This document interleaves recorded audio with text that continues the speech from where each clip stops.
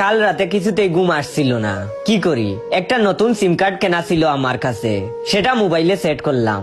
আমার বউ বাপের বাড়ি ছিল, আমি আননোন নম্বর থেকে মেসেজ দিলাম আপনি বাড়িতে নেই। সেই সুযোগে আপনার বাড়িতে এক ভীষণ সুন্দরী মহিলা একটু আগেই ঢুকলো।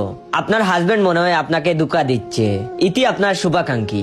2 মিনিটের মধ্যেই আমার ফোনে বউয়ের মেসেজ এলো, আমি রাতেই ফিরছি, আর্জেন্ট দরকার আছে, ট্যাক্সি পাচ্ছি না, দাঁড়িয়ে আছি।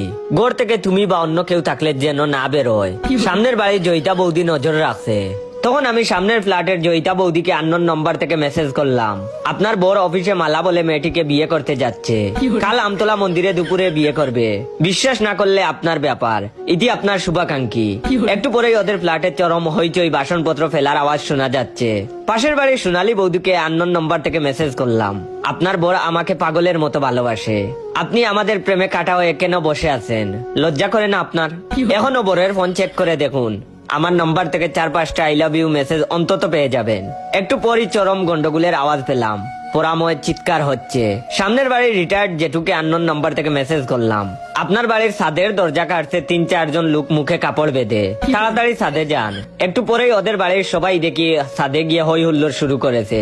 এবার আমার একটু ঘুম পাচ্ছে, পাশের বালিশটা টেনে নিলাম, কি শান্তিতে ঘুম এলো। আহ